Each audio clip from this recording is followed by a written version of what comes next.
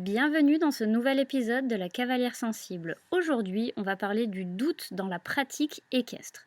Ce doute, ça va être lorsque tu ressens une incertitude, une hésitation ou une appréhension quand tu montes, quand tu travailles ton cheval ou aussi dans la relation que tu vas avoir avec ton cheval ou avec les chevaux de manière générale. On peut donner quelques exemples. Ça peut être un doute lorsque tu es en train de monter et que tu te retrouves face à un obstacle et tu doutes d'arriver à le passer. Ça peut être dans la relation que tu as avec lui, avec le fait de te dire est-ce que j'ai une bonne relation, est-ce que je le traite bien, est-ce que je m'occupe bien de son bien-être. Tu peux avoir un doute là-dessus. Ça peut aussi être en extérieur, le doute de réussir à passer sur un certain chemin. Ça peut être vraiment dans plein de situations différentes. Sachant que ce doute, il peut t'affecter toi comme il peut affecter ton cheval.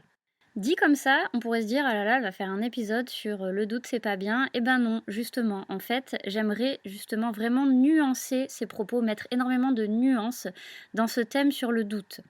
Puisque pour moi, ce n'est pas forcément quelque chose de négatif, même au contraire, alors que je trouve que dans la société actuelle, le doute est extrêmement stigmatisé et avec les réseaux sociaux encore plus. Que ce soit dans notre vie de tous les jours ou dans notre vie de cavalière, on devrait tout savoir tout le temps. Il y a cette injonction à ne pas avoir le droit, en fait, de ne pas savoir.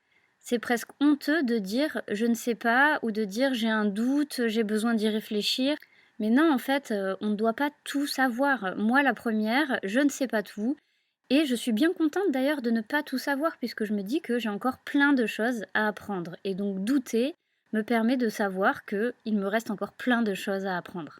Je pense que tu as déjà entendu le «je pense donc je suis» de Descartes, si je dis pas de bêtises. Pour moi, ça va vraiment être ça dans le sens «je doute donc je suis». Le fait de douter te permet de mettre en avant le fait que tu réfléchis, que tu as une réflexion, que tu n'es pas arrêté sur certaines idées et que tu continues à évoluer.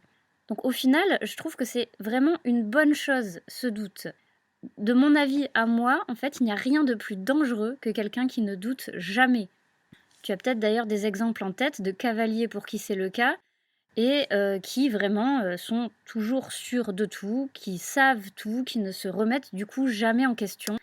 Et ça en est dangereux en fait, puisque le fait qu'ils se disent qu'ils savent tout, va les freiner dans leur progression avec leur cheval, dans leur progression technique, va les faire passer à côté de choses qui auraient pu être super intéressantes parce que, n'ayant aucun doute, ils ne se posent aucune question et donc du coup, ne vont pas chercher autre chose, ne vont pas avoir une autre approche sur ce qu'ils font déjà.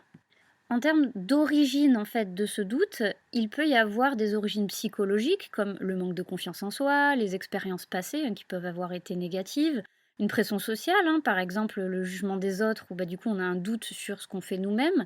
Ça peut avoir une origine technique, on n'est pas assez préparé, on a des compétences techniques qui sont insuffisantes à cheval. Mais pour moi, pareil, ça, ce sont des origines, ce sont des causes possibles, mais au contraire, il peut y avoir une origine positive, on va dire, à ce doute. Moi, ce que je pense, en fait, c'est que le doute est une preuve de réflexion et de connaissance. Perso, si je connais rien à rien sur un sujet, j'ai assez peu de questionnements, donc en fait, j'ai assez peu de doutes.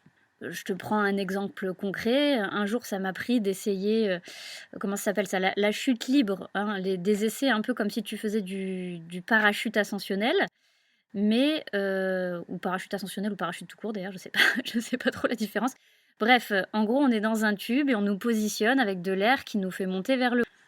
J'avais aucun doute, j'avais aucune question parce que je n'y connaissais rien, je ne savais pas faire et j'étais totalement dans, l'application de ce qu'on me disait et je n'ai aucune connaissance sur ce type de pratique en parallèle. Donc j'ai fait ce qu'on m'a dit.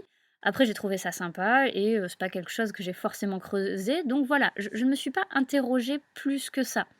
Alors que si je prends dans ma pratique équestre, au contraire, j'ai des connaissances, j'ai des compétences et heureusement d'ailleurs, qui me font régulièrement douter. En fait, plus tu vas savoir de choses, plus tu vas avoir conscience que tu ne sais pas. Donc plus le doute peut survenir. On va passer sur du un peu plus concret et je vais te donner des exemples pour illustrer tout ça. Alors, premier exemple, voilà, c'est quelque chose qui m'est arrivé. Je devais initier mon cheval à la jambette. Donc c'est vrai que autant la pratique, à pied sur des choses simples type, longe, longue graine, enfin simple, je m'entends, hein, mais basique, plus, courante, je sais faire. La pratique à cheval, sauter, dresser, voilà, c'est des choses pour lesquelles je suis, à l'aise. Par contre, c'est vrai que sur du travail à pied, de ce type-là, donc là, je devais apprendre la jambette à mon cheval. J'émettais quelques doutes sur ma capacité à le faire, donc j'ai déjà commencé à me renseigner. Sauf que quand j'ai commencé à me renseigner, je me suis dit: «Bon, pour lui apprendre, on va, essayer de se mettre sur, un renforcement positif avec la friandise». Et là, manque de bol ou manque de travail, très certainement, j'ai un cheval qui devient complètement, ou en tout cas qui devenait complètement cinglé à la friandise. Donc là, j'ai vraiment commencé à douter sur le fait que j'allais arriver à lui apprendre cette jambette, puisque c'était impossible pour moi de travailler avec la friandise. Je ne vais pas dire que je me faisais agresser, mais en tout cas, pas très très loin, il était très très très envahissant.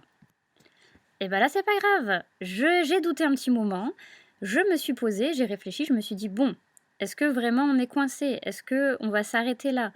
Eh ben non, c'est pas grave, on va réfléchir comment on peut faire avec cette histoire de friandise, comment on peut lui apprendre la politesse par rapport à ça. Et en fin de compte, le fait d'avoir douté m'a amené à faire des recherches, m'a amené à me renseigner, m'a amené à monter en compétences et j'ai réussi à apprendre la politesse à mon cheval par rapport aux friandises. Donc maintenant, j'ai un cheval extrêmement calme, extrêmement zen que je peux récompenser pour lui apprendre quelque chose. Donc je peux continuer cet apprentissage de la jambette grâce à ça, grâce à ces doutes que j'ai eus. Autre exemple totalement concret, pareil, ça c'est quelque chose que j'ai expérimenté, donc pas avec mon cheval, mais avec un cheval que j'ai au travail. On devait commencer à apprendre, enfin je devais commencer à lui apprendre les changements de pied en l'air. Bon, on est quand même sur un exercice relativement technique qui est assez compliqué, et pour le cavalier et pour le cheval, et il existe différentes techniques pour y arriver. Et c'est vrai que moi, sur tous les chevaux que j'ai eu avant, je ne sais pas si tu as déjà eu à travailler les changements de pied en l'air, mais j'aimais passer par une étape intermédiaire de la session au galop pour faire le changement de pied. Sauf que là, en fait, ça marchait avec modération. Donc pareil, j'ai commencé à douter. Est-ce que je demande mal? Est-ce que ce cheval a la capacité de me donner ce que je lui demande à cet instant T? Plein de doutes qui ont fait que j'ai préféré mettre en pause cet apprentissage pour me reposer dessus et justement pour reprogresser par rapport à ce doute que j'ai eu. Et grâce à ce doute, j'ai pu continuer mes recherches, me pencher sur d'autres possibilités et me dire, bon bah tiens, ok, il existe aussi le changement de pied via les poils en dedans. Est-ce que je tenterais pas ça? Et en l'occurrence, il s'avère que le cheval, ça lui correspondait déjà un petit peu plus. Donc le fait d'avoir douté à ce moment-là m'a permis d'aller chercher plus loin, d'aller monter, on va dire, en gamme sur ce que j'étais capable de demander au cheval et ce que je pensais pouvoir demander au cheval. Et si on part encore sur d'autres exemples, donc pas forcément sur des choses que j'ai vécues moi, mais que je vois avec les cavalières que j'accompagne, on peut douter aussi, par exemple, par rapport à la peur qu'on peut avoir. Je donne sur le cross parce que c'est souvent sur ce type de discipline qu'on peut avoir peur ou sur du CSO.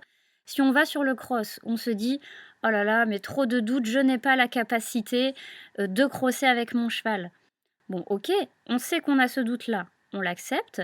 Bah, qu'est-ce qu'on va faire à partir de ce moment-là? Ce doute va nous permettre de mettre en place un programme, de mettre en place des étapes pour atteindre un objectif. OK, peut-être que la finalité, c'est crosser avec son cheval, de passer des obstacles de volée, des directionnels, des obstacles de terre, peut-être d'enchaîner un petit cross. Eh ben, c'est pas grave, on a un doute, on commence par des étapes intermédiaires, en douceur, où on sait que la peur n'apparaîtra pas à ce moment-là et petit à petit, on va élargir, on va avancer pour aller vers des objectifs de plus en plus compliqués, où on a de moins en moins de doutes puisqu'on sait qu'on a validé avant des choses plus simples. Donc j'espère déjà que, avec tout ce que j'ai pu te raconter jusque-là, tu as pu aussi, toi, te rendre compte que le doute, c'est plutôt positif, en fait. Et comme je l'ai dit, on va être très nuancé dans cet épisode de podcast, puisque là, je vais prendre l'autre verso de la pièce. Le pourquoi est-ce que le doute peut être relativement négatif. Alors, si je prends toujours ce que je dis là, c'est vraiment ce que je pense moi, hein, je peux concevoir qu'on ait une autre manière de le penser. Je pense qu'aucun doute n'est mauvais. Ce qui est problématique, par contre, c'est le timing, c'est le moment où il survient. Concrètement, du moment que ce doute n'a pas d'impact sur notre cheval, ce n'est que du positif d'en avoir. Par contre, à partir du moment où on est en pleine interaction avec le cheval, que ce soit à pied ou que ce soit en selle, là ça devient embêtant, ça devient gênant. Je m'explique. En fait, ce doute va entraîner une hésitation. Et cette hésitation va représenter pour ton cheval une insécurité.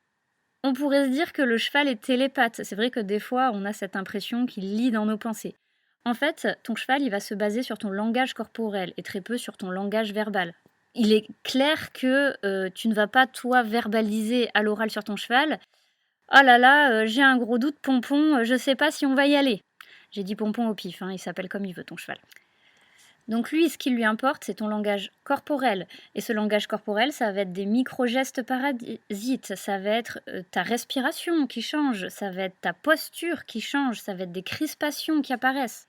Et cette hésitation, qui pour lui est une insécurité, lui traduit une situation dangereuse. Concrètement, ce que lui, il va penser, c'est comment je vais m'en sortir, je ne peux pas compter sur elle qui est dessus ou qui est à pied, je ne peux compter que sur moi. Je rappelle au passage d'ailleurs que le cheval est une proie, donc son premier réflexe, c'est quand même plutôt la fuite pour se dépatouiller d'une situation dangereuse. Si je prends un exemple à l'obstacle, voilà, on va amener sur un obstacle un jeune cheval, donc un cheval qui a peut-être déjà sauté, mais qui n'est pas encore totalement routinier sur ces exercices d'obstacle. Lui, en fait, ce qui va lui importer, c'est qu'il sente que son cavalier n'a pas de doute, qu'il n'y a aucune insécurité à aller vers cet obstacle. Et des fois, on se met des doutes qui sont tout bêtes, comme quelle foulée il va prendre, est-ce que mon galop est bon, est-ce que mon tracé est bon. Et en fait, ou du moins se dire, j'ai l'impression que ce n'est pas bon, est-ce que ça va passer, est-ce que ça ne va pas passer. Alors que le cheval, lui, à partir du moment où on n'a pas de doute, il finira par prendre une foulée, quelle qu'elle soit. Peut-être qu'elle sera un peu longue, peut-être qu'elle sera un peu près, peut-être qu'il va juste enjamber. Mais en tout cas, il se dira « Ah, ok, aucun danger, j'y vais, je passe ». Et au final, c'est ça qui nous importe. Sur ce cas-là, avec un jeune cheval, ce qui nous importe, c'est qu'ils se disent « Je peux passer cet obstacle en toute sécurité ». Donc là, réellement, le doute va être impactant négativement si on en a. Alors tu vas me dire, c'est facile comme ça à dire plutôt qu'à faire, parce que quand on a un doute, on ne fait pas exprès. Évidemment, je le conçois tout à fait. Alors comment s'en libérer? On va pas forcément s'en libérer d'un coup, mais on va se mettre dans des situations où on met en place des choses qui limitent notre doute et qui nous font prendre conscience que notre cheval est capable de beaucoup de choses d'ailleurs, et que nous aussi on est capable de beaucoup de choses d'ailleurs. Il y a quelque chose que j'aime bien répéter, ça peut paraître un petit peu catastrophiste dit comme ça, mais si on repose les choses de manière un petit peu plus cartésienne, qu'est-ce qui pourrait arriver au pire? Je reprends ce cas de juste avant avec ce jeune cheval qui va sauter. On part du principe que c'est un jeune cheval qui est quand même plutôt bien dans sa tête, qui a été bien débourré, bien dressé en tout cas qui a les bonnes bases sur le plat, qui a peut-être déjà vu un obstacle ou pas d'ailleurs, peu importe. Qu'est-ce qui pourrait arriver de pire? J'arrive vers mon obstacle. Mon cheval est au galop, je me demande, j'ai un doute, je me dis « Oh là là, est-ce que ça va passer dans la bonne foulée ?» Bon, on le laisse y aller. Qu'est-ce qui pourrait arriver de pire? C'est pas la bonne foulée. On part d'un peu loin, on se fait secouer. On part un peu près, on se fait secouer aussi. Le cheval n'arrive pas à conserver sa foulée, il va transitionner. Donc j'ai envie de dire, le pire du pire qui puisse arriver, en fait, c'est tomber. Ok, alors à ce moment-là, tu mets en place des choses pour limiter au maximum le fait de tomber. Déjà, tu peux, toi, te mettre dans une mise en place avec un petit obstacle qui fait que potentiellement le cheval dans une mauvaise foulée va très certainement enjamber plutôt que faire un gros saut. Deuxième chose, tu peux mettre une étrivière autour du cou en te disant bon, si je me fais sacrément secouer, c'est pas grave, je sais que je peux me rattraper. Tu peux aussi demander à travailler avec quelqu'un qui longe le cheval. Donc toi, tu as cheval, tu te fais longer. En fait, en gros, tu prends des dispositifs qui font que tu as de moins en moins de doutes et tu sais que le pire qui puisse arriver au final n'est clairement pas si grave que ça. En fait, tu limites au maximum les risques. Mais vraiment, pour moi, le plus important, c'est croire en tes capacités, te faire confiance et savoir que ton cheval est capable aussi. C'est pas parce que c'est un jeune cheval que passer une croix, ça va être insurmontable. Il y arrivera d'une manière ou d'une autre, il va le passer, il sait faire et ça va bien se passer. Il faut vraiment que tu crois en toutes ces capacités-là. C'est fini pour aujourd'hui avec cet épisode qui était sur le doute. J'espère que ça t'a pas mal éclairé, j'espère que ça t'a amené à plus de réflexion aussi sur ça et que ça va t'aider aussi. En tout cas, que ce soit sur ce sujet ou un peu plus sur l'aspect confiance en toi, n'hésite pas à venir t'abonner à mon Instagram, on en parle énormément dans la pratique équestre. Et je te dis au prochain épisode, à bientôt!